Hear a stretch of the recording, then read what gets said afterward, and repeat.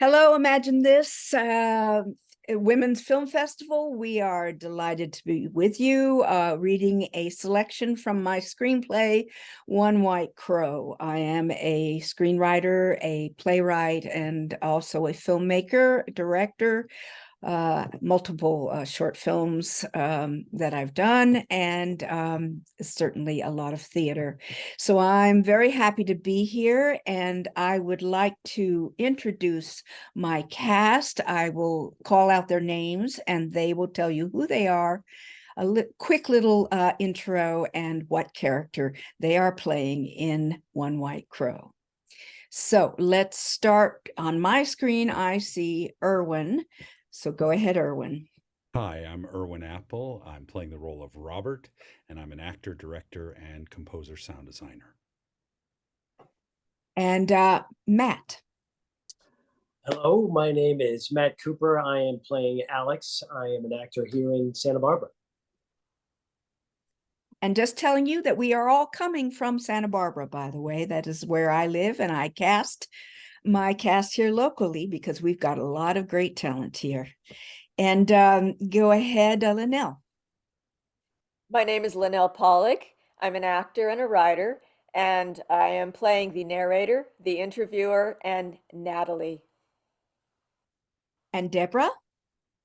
Hi, I'm Deborah Bertling, playing the role of Judith Knight.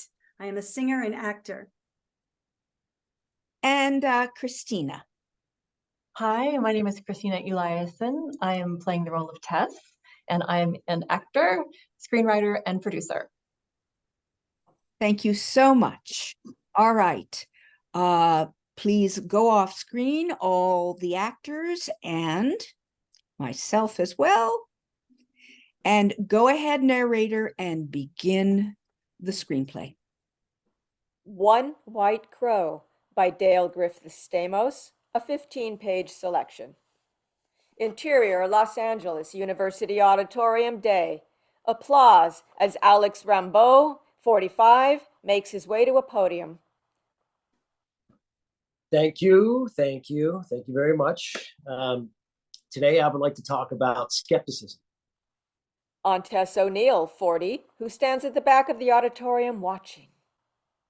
So what is skepticism? Well, first let me tell you what it's not. It is not a religion, nor is it a belief. It is simply a way to look at life. On Tess, who nods her head and smiles. Flashback to interior Robert O'Neill's home, hallway outside Robert's office, day 20 years ago. Robert O'Neill, 52, converses with Alex, who is his protégé. Tess, 20, sits on the stairwell outside the office. The door to her father's office is open. Now listen, Alex. If you're going to pursue this line of work, you need to stay sharp. Above all, keep your cool. True believers are rabid about their beliefs. Any threat to them. I know, sir. And don't just follow me blindly either. You have to use your own mind in all things. Yes, sir. And stop the hell calling me sir. Yes, sir. I mean, Robert will do just fine. Okay. Good. Robert spies Tess and winks at her. Alex turns and sees her. Embarrassed, she scrambles up the stairs. Back to present. University Auditorium Day. Alex is finishing up his talk. You ask anyone on the street what they know about astrology, or reincarnation, and they'll give you an earful.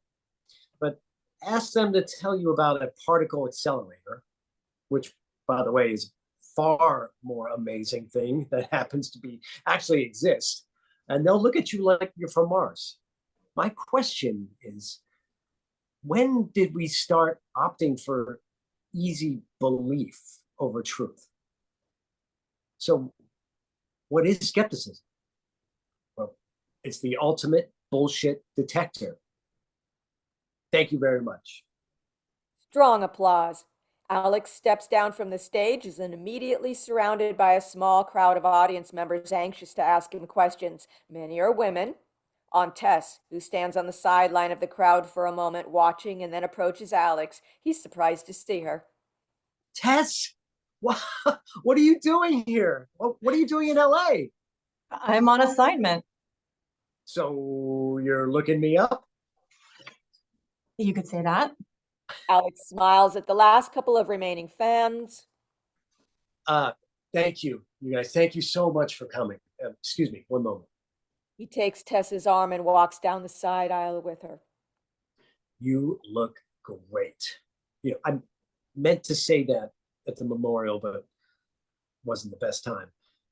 This is a real treat. 2 times after what, 20 years? Yes, thank you, Alex, for flying out to speak. Oh, how could I not? You know what he meant to me. Well, I think you'd be pretty impressed seeing you now. All this. And those women lined up in the lobby for you to sign their book. Yeah, well, what can I say? Skepticism, it's the new sexy. So, what's the assignment? You're not going to believe it. You have time for some coffee? Absolutely. Interior coffee shop, day later. Alex and Tess are in a booth in mid-conversation. Well, there is not too much I would put past Judith Knight, but this is unbelievable. I know. I almost walked off the job, exclusive or not. So what changed your mind? I realized I would lose a perfect opportunity to really put this woman to the test. That's right. And she invited you to do it too. I mean, I'm actually jealous, but still. What? Well, she's brought your dad into it, you know, when you just lost him. Don't worry about it. I can handle it. Of course you can. Of course. Okay, so what do you need from me? Everything you've got on her. Well, how much time do you have? Interior, television station, day. Alex is seated around a curved table with a television interviewer. A producer gives them the signal that they are back in 3, 2, 1. Welcome back. We have in the studio Alex Rimbaud, well-known skeptic, author, and publisher of Skeptical Monthly. We are speaking about psychic mediums, people who claim they can talk to the dead. Well, it's actually easy to talk to the dead. Really? Yeah. Tricky is to get them to talk back. Right. In your book, you have said that these mediums practice certain techniques that help them fool people.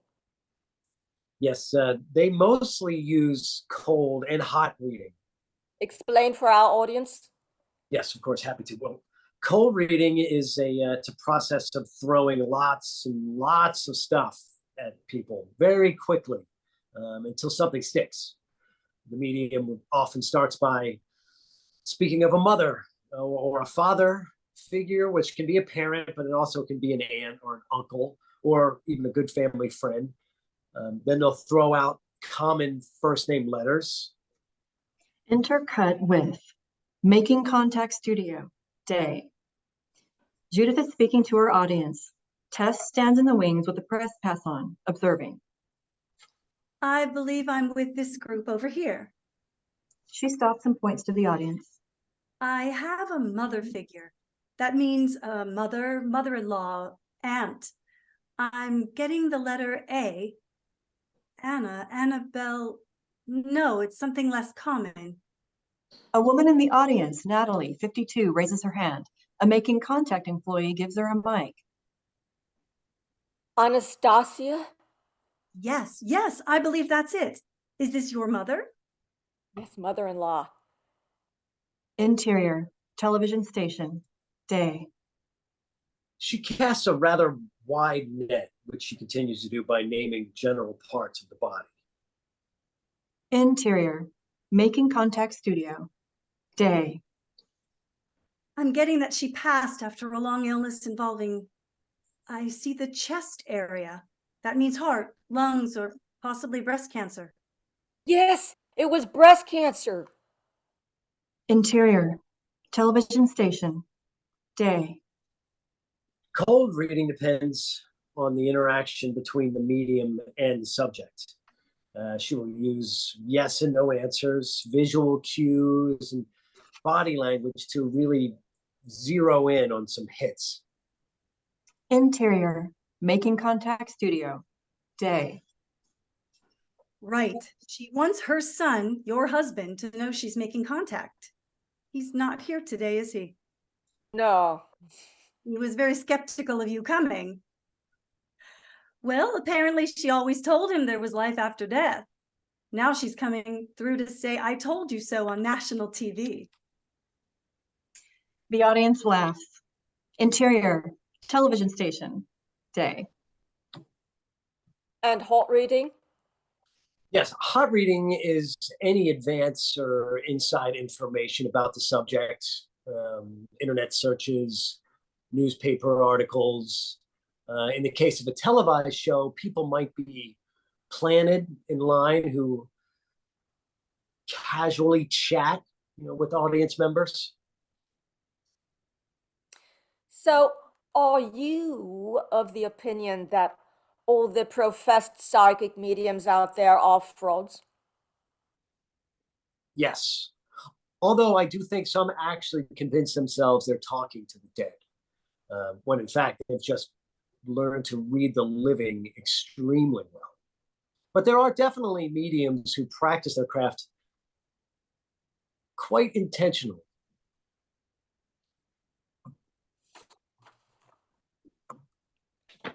Interior library, day. Tess is at a computer looking at newspaper reports from a number of years back. Close on headline, which reads, Husband takes his psychic wife to court. Exterior Los Angeles courthouse, day. A court reporter surreptitiously slips Tess a document.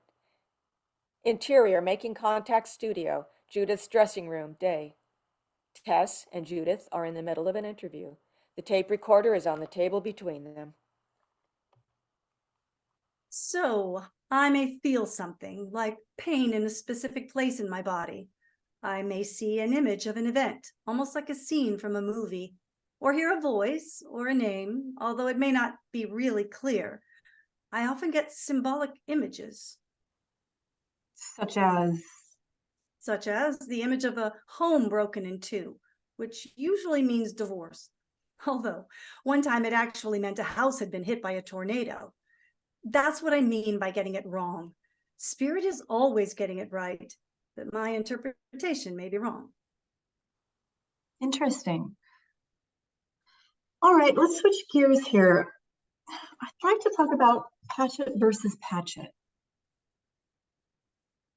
You've been doing your research. Well, there was a fair amount of press. It's old news. I don't feel like stirring it up again. Oh, come on. After all this time, wouldn't you like to clear up some of the muddy details? It's your profile, your choice. What do you want to know? Well, beyond the rather amazing fact that you are married to a neuroscientist, but then you started out in the sciences, didn't you? Yes, clinical psychology. That was when I was still trying to deny that other part of me. So when you came out, as it were, that must have been quite a shock for him. Oh, yes. Ken's stock and trade was brain chemistry and materialism. So when I began, as he put it, cavorting with non-existent ghosts, well, it's certainly one of the things that led to the divorce. And the custody battle? Yes, and the custody battle. I understand he didn't succeed in getting full custody, but the statements he was making about you, that you were unfit to raise your daughter? He was blinded by his biases, that's all. Right. And your 9-year-old, Amanda, they must have been pretty hard on her. It was. So she's 19 now? Yes, she's attending college, Oh, what's she studying? neurology. Right. Still, explain to me why your husband was so determined to take her away from you. I know it sounds extreme, but he convinced himself I wasn't a good influence on her. Didn't he go further than that? I mean, the court records are sealed, but didn't he think you were crazy? No, why are you saying that? Didn't he, in fact, try to have you admit it? Turn that thing off. Tess turns it off. What the hell are you doing? Your people had that one buried pretty deep. But why are you? I'm just doing my job as a reporter. I believe in knowing everything about my subjects. I don't see the need to dig this up. Look, if your sanity was being called into question and you're telling people you can talk to the dead. Kenneth was afraid, that's all. They were ridiculous accusations. Then why did you spend time in a hospital? What? In 2005 for 2 weeks? How did you find that? I'm very good at what I do. The court ruled it inadmissible. Maybe so, but in the court of public opinion. It was depression, that's all. Oversensitivity. I've always had to deal with it. It got particularly difficult when I started trying to handle my gifts. Uh-huh. Artists, clairvoyants, visionaries of all kinds often suffer depression. You see yourself as a visionary? Yes, in my own way, I do. Right. Okay, I think I have everything I need for today. She puts away her tape recorder. You know, you claim you're being so thorough. I am. Then have you researched what came before me? What do you mean? In the late 1800s, the spiritualist movement. I'm aware of the movement, and it has all been proven fraudulent. Not all. You've heard of William James? Of course. A father of psychology? Have you heard of his White Crow? White Crow? No. Well, I'd suggest you take a look. It might surprise you. Interior, Tess's apartment. Day. Tess is sitting at her computer. Tess's POV of computer screen where there is a grainy photograph of William James circa 1885. Next to his photo is one of Leonora Piper the same year. A caption reads, William James and his white crow, Leonora Piper. On Tess, as she says out loud into her tape recorder.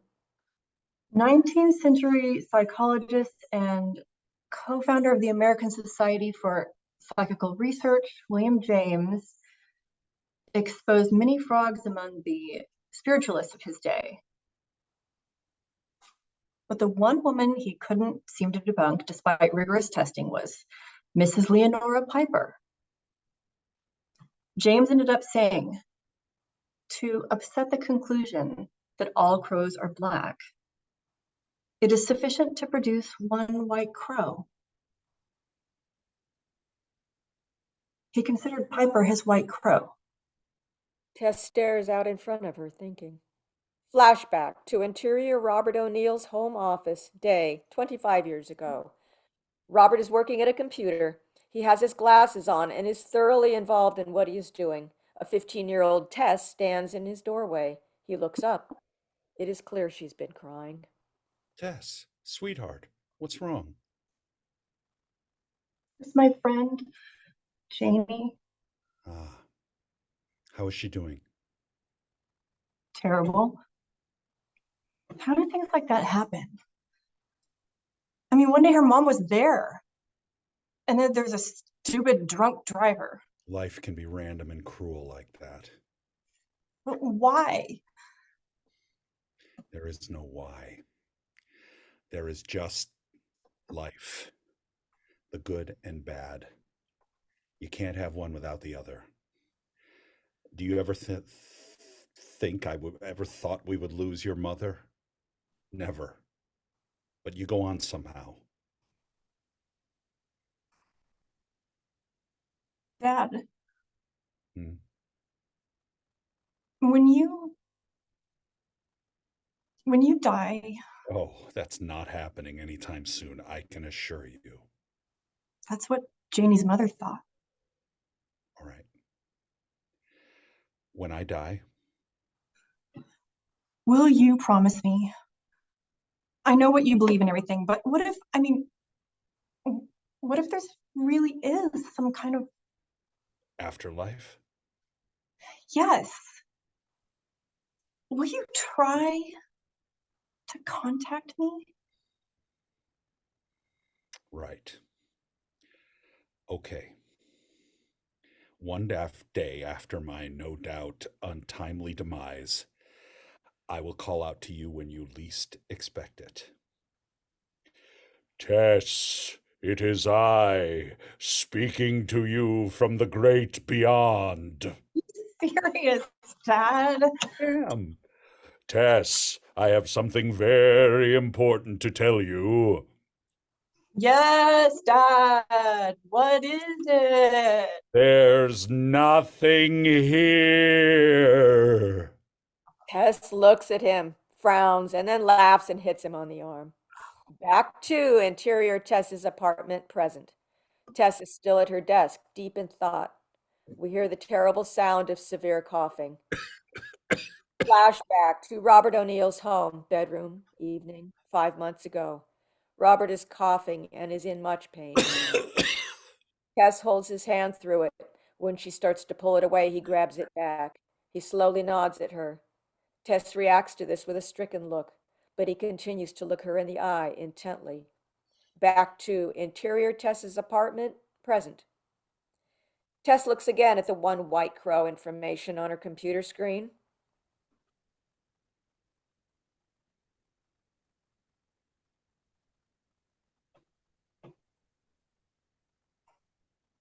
No, Judith. I'm sorry.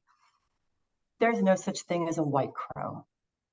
She turns off the screen. It goes to black. And end of screenplay. Everyone's coming back. Well, I wanted to thank all of these wonderful actors, homebred in Santa Barbara, California.